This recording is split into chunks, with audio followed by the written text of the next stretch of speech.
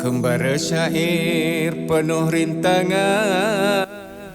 Baik Pak Samsung, Ya, saya nak tanya iya. tentang perkembangan syair khususnya di Batam dan Kepulauan Riau. Oh iya, iya. Kita bicara tentang syair Melayu Iya ya. betul.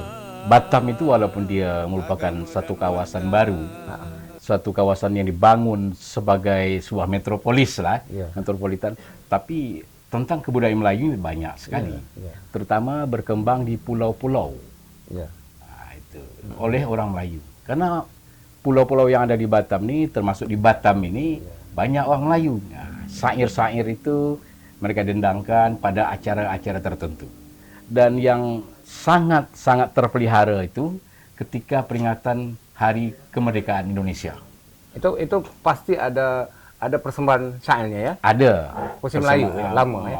Dan kadang-kadang syair itu dilakukan Ya. melalui musik. Iya. Kadang-kadang disairkan melalui tarian sebelum pembukaan tarian kita. Jadi dia tidak berdiri sendiri syair itu. Kan di Batam ini ada acara-acara yang khusus setiap tahun seperti dulu ada kenduri Seni seni Melayu. kan. Kenduri seni Melayu. Iya. Ini kebetulan nih tarik 16 besok nih kita buat untuk Batam. Jadi disitulah terkumpulnya pendendang-pendendang syair untuk ya kan. Ya, untuk menampilkan syair-syairnya dipadu padankan dengan persembahan kesenian lainnya, terutama yang adalah di Batam ini. Selalunya kalau mereka dendangkan syair itu teksnya itu, syair itu diambil dari kitab syair mana yang selalu diperdengarkan. Iya, yang banyaknya itu kadang-kadang syair karangan sendiri, Ya. karena dalam konteks kekinian. Yang kedua, kalaupun ada yang lama-lama itu syair-syair yang ada di dalam kitab-kitab lama, seperti karya Raja Ali Haji, kemudian karya-karya Melayu lainnya di masa lampau. Tapi untuk sekarang ini banyak karya sendirilah. Ya. Ya. Kalau ikut sejarahnya kan Ya. Raja Ali Haji itu pada abad ke-20 kan. Iya, Maksud saya gini, apakah awal abad ke-19 sebenarnya. iya kan? Maksud saya apakah perkembangan dendangan syair atau kepengarangan syair itu lebih awal dari itu atau bermula dari situ? Sebelum itu udah ada di Kepulauan Riau, karena kita bicara Kepulauan Riau hari ini sebagai wilayah Indonesia.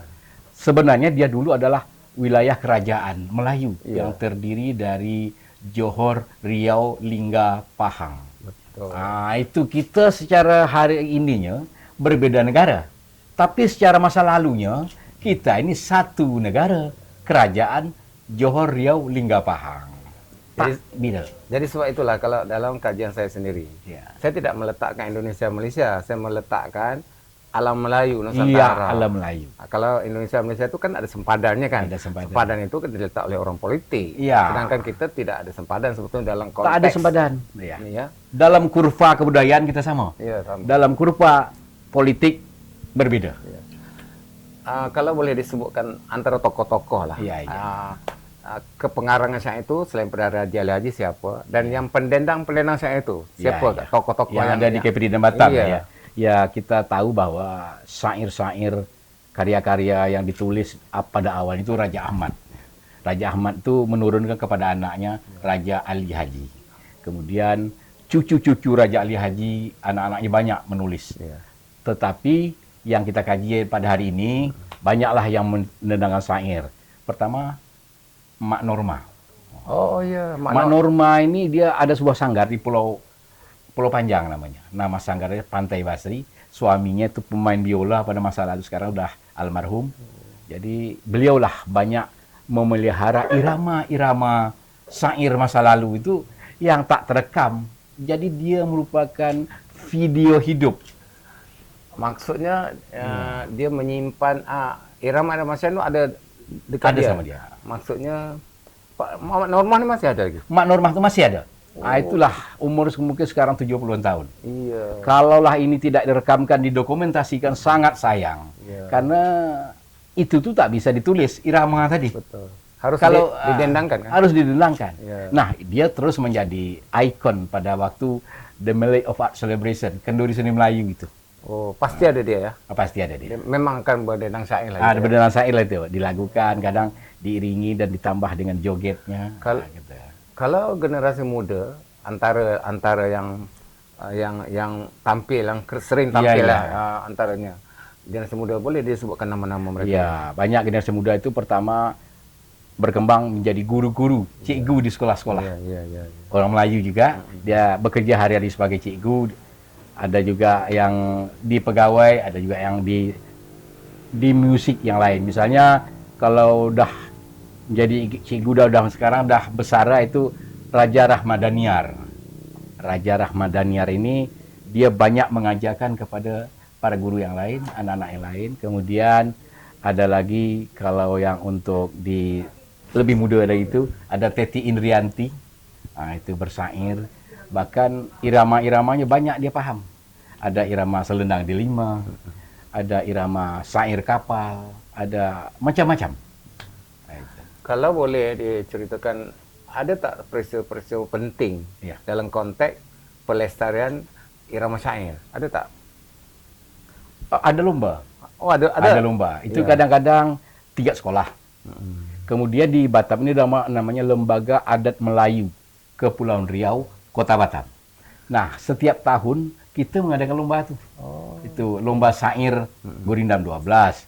Kemudian lomba syair irama-irama yang lain. Nah, tapi pesertanya tentu anak-anak muda lah.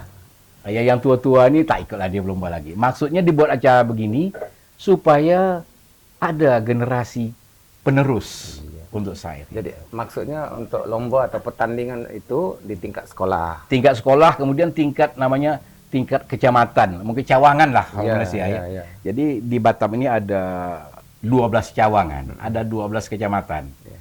Masing-masing diadakan di kecamatan, nanti wakil dari kecamatan itu pemenangnya barulah tingkat kota. Oke, itu satu. Keduanya, kalau Pak Samsung boleh ingat, kan dulu ini pusi lisan atau Ya. pusi lama ini, Iya, kan satu ketika seperti sudah hilang gitu kan. betul ya. Boleh Pak Samsung beritahu seingatnya lah, mulai tahun berapa sudah mulai berkembang dan semakin populer, semakin sudah mulai tahun berapa tuh? Ya, kalau kita runut tahunnya itu pada tahun 60-70-an itu sangat maju perkembangan syair di sini, ditambah dengan kegiatan-kegiatan kesenian di kampung-kampung dan dalam rangka 17 Agustusan hari kemerdekaan tadi. Kemudian 90 sudah mulai mundur. Ya kan? Nah, mulai mundur. Tahun 2000 kesinilah mulai maju lagi sejak kita dipimpin oleh Datuk Banda atau wali kotanya itu Pak Nyat Kadir. Oh gitu ya. Pak Nyat Kadir ini dia mantan ataupun bekas kepala dinas pendidikan. Oh. Jadi dia tahu benar apa yang harus dilakukan. Tambah dia juga seorang budayawan. Iya. Maka dilaksanakanlah gerakan-gerakan untuk mengajarkan tari yang identik Batam, untuk mengajarkan syair yang identik Batam di sekolah-sekolah. Kalau di Malaysia itu kan saya pernah memulakan persembahan syair secara besar, Ya. mega, melibatkan semua anak-anak dari negara-negara alam Melayu ini kan, Iya. Indonesia, Singapura, Brunei, Thailand semua. Itu pada tahun 2016. Itu boleh disebut sebagai tanda aras. Tanda aras populer ataupun syair itu dilestarikan semula. Di Batam pada tahun-tahun kalau ingatlah, lebih awal atau selepas itu? Itu kita tak bisa terlepas dari event yang bernama Kenduri Seni Melayu. Ya, tadi. Kenduri Seni Melayu itu mulai tahun berapa? Itu dimulai tahun 1999. Iya, oke. Nah, sekarang sudah tahun 2025. Betul. Tapi puncaknya mungkin sekitar tahun 2004-2005 lah. Sebab Karena saya penganggarannya kuat waktu itu. Sebab saya masih ingat Pak Samsung manggil saya bersyair di Kenduri Melayu. Iya, betul. Itu pada tahun tak silap saya 2017. 17 ya. Itu tak silap, 2017 betul kan? ya. Nah, jadi ketika itu saya sudah mulai berkembang lah. Itu.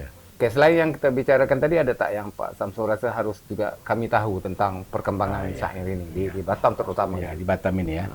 Bahwa anak-anak sekarang ini di sekolah-sekolah terutama sudah mengubah pola-pola syair itu dari yang sifatnya lisan menjadi tertulis. Ya. Tetapi ketika sudah ditulis, baru dia dendangkan secara lisan. Iya. Kalau dulu kan pada masa lampau, orang tak catat. Iya, betul. Tapi dipindahkan melalui ingatan-ingatan. Nah, sekarang sesuai dengan perkembangan zaman, anak-anak mencatat. Ya. Barulah dia syairkan. Daripada sastra lisan kepada sastra tulisan. Ya, tapi Betul. penyampaian nanti lisan lagi. Iya, lisan lagi, ya. Iya. Itu tadi.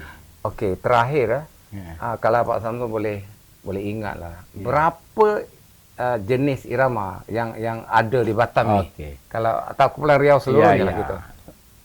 Irama yang sudah populer Ya. tengah masyarakat, yang pertama Selendang Delima itu iya, betul. udah populer sekali, terutama untuk mendendangkan Gurindam 12 karya Raja Ali Haji. Betul.